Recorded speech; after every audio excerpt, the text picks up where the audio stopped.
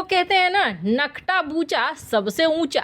कुछ ऐसा ही काम कर दिया है पाकिस्तान ने। पाकिस्तान ने रूस से बदला लेना शुरू कर दिया है, बदला भी ऐसे कि रूस तिलमिला जाएगा।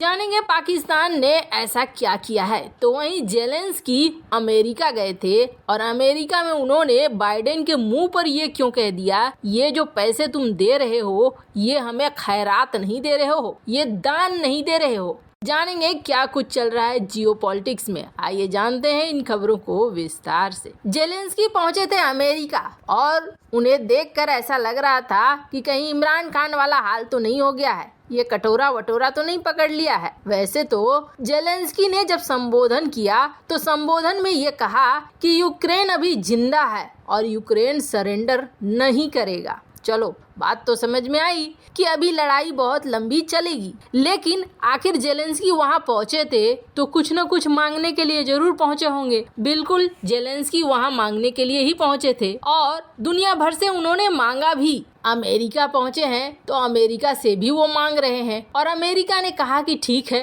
अब तक तो हम और पश्चिमी देश यूक्रेन को लगातार हथियार सप्लाई कर ही रहे हैं, अब करोड़ों डॉलर के हथियार और देंगे। करीब अरबों डॉलर के हथियार देने की घोषणा कर दी है बाइडेन ने। लेकिन ठीक संसद में अमेरिकी कांग्रेस के सामने जेलेंस्की ने ये कहा कि यूक्रेन को जो आप ये मदद दे रहे हो ना, ये कोई चैरिटी नहीं है, आप कोई दान नहीं दे रहे हो मुझे। अब सुनने में तो बिल्कुल अजीब सा लग रहा है। बात सही है, इसके लिए यूक्रेन पैसे तो दे नहीं रहा है। हाँ, इन देशों के हथियारों के जखीरे खाली जरूर हो रहे हैं, फिर भी जेलेंस्की ये क्यों कह रहे हैं कि तुम चैरिटी नहीं दे रहे हो। तो आपको बता दें, जेलेंस्की का कहना है कि तुम चाहते हो कि दुनिया में सुरक्षा बना रहे और सुरक्षा बने रहने के लिए, लोकतंत्र जिंदा रहने के लिए तुम निवेश कर रहे हो, एक इन्वेस्टमेंट कर रहे हो, तुम मुझे दान नहीं दे रहे हो। वैसे आपको बता दें, इस साल पहले ही अमेरिका 50 अरब डॉलर की सैन्य और आर्थिक मदद यूक्रेन को दे चुका है। वहीं कहा जा रहा है कि 44.9 अरब डॉलर की और भी मदद अमेरिका देगा। हाँ, ये जरूर है कि अभी डेमोक्रेट्स की संसद में पकड़ है, पर कुछ ही दिनों बाद रिपब्लिकन पार्टी की पकड़ हो जाएगी। माने कि कोई भी फैसला लेना अब बाइडेन के लिए आसान नहीं रहेगा। कहा जा रहा है कि अमेरिकी संसद भी ये कोशिश कर रहा है कि ऐसे हालात होने से पहले ही सारी तैयारियां कर ली जाए और इसी के तहत 44.5 बिलियन डॉलर देने की घोषणा भी करने जा रहा है अमेरिका। वैसे ये पहली बार है कि कहा जा रहा है कि अमेरिका यूक्रेन को पैट्रियट मिसाइल भी देगा जो जमीन से हवा में मार करती है। पर हाँ, जेलेंस्की ने मदद मांगते हुए भी ये साफ कर दिया कि आप मदद नहीं कर रहे हो, बल्कि आप एक इन्वेस्टमेंट कर रहे हो। और कहीं ना कहीं ये बहुत बड़ी सच्चाई है जो अमेरिका के मुंह पर जेलेंस्की बोल गए, इसलिए क्योंकि अमेरिका अपनी सुरक्षा और अपना दबदबा बनाए रखने के लिए कहीं न कहीं ये इन्वेस्टमेंट जरूर कर रहा है ताकि रूस को कमजोर किया जा सके। और कुछ हद तक अमेरिका इस मामले में सफल हो भी गया है, ऐसा भी देखने को मिल रहा है। खैर, जहां एक तरफ ये सब कुछ हो रहा है तो एक दूसरा नमूना भी देखने को मिल रहा है। पाकिस्तान के प्रधानमंत्री, जब ये रूस यूक्रेन की लड़ाई शुरू हुई थी तब इमरान खान था और इमरान खान पहुंचा था रूस पहुंचने के बाद इमरान खान ने ये कहा था कि क्या मौका है, मैं आपके साथ खड़ा हूं। वैसे इमरान खान जिस तरीके से रूस की यात्रा पर थे, ये पश्चिमी देशों को बहुत खटका था और तब रूस को शायद ऐसा लगा था कि पाकिस्तान उसके पक्ष में खड़ा है। पुतिन ने इमरान खान का स्वागत भी किया था और देखने से ही हालात ऐसे लग रहे थे कि पाकिस्तान दोस्ती करना चाह रहा है रूस से। हालांकि आपको बता दें, इमरान खान ने वहां से लौटकर ये भी कहा था कि हम वहां से गेहूं और तेल लेना चाहते थे सस्ते में। फिर कुछ दिनों बाद जब हालात एकदम से बदलने लगे तब इमरान खान ने यह भी कहा कि रूस जाना उस समय में उनकी बहुत बड़ी रणनीतिक गलती थी।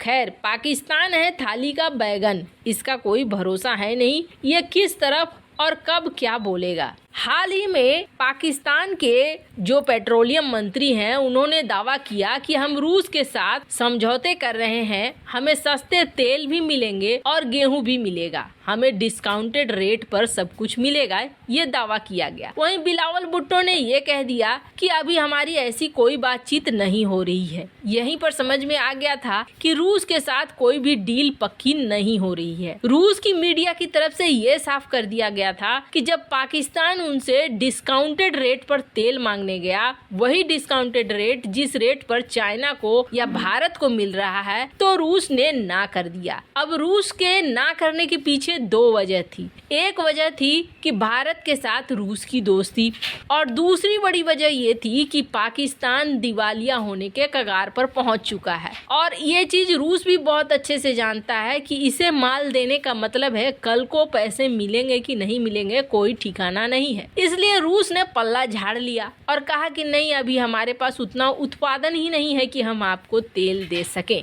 रूस ने यहाँ पल्ला झाड़ा, और पल्ला झाड़ने के बाद कहते हैं ना, दुर्जन कभी किसी का नहीं होता है। पाकिस्तान अब बदला लेने पर उतरा है रूस के साथ। ये जो तस्वीर देख रहे हैं, ये अगस्त महीने की तस्वीर है। अगस्त महीने की 4-5 तारीखों की ये तस्वीर है। 6, 8, 10, 12 और 14 यहाँ पर नूर खान बेस से फ्लाइट उड़ती है C-17, और ये C-17 Oman, UAE, Saudi Arabia होते हुए, तुर्की होते हुए ये पहुंचती है रोमानिया। अब ये 5 बार ये फ्लाइट जो यहाँ से उड़कर जा रही है, इन फ्लाइट में गोला बारूद होते हैं जो रोमानिया तक पहुँचते हैं, और रोमानिया से कहा जाता है कि ये पहुँचे यूक्रेन को।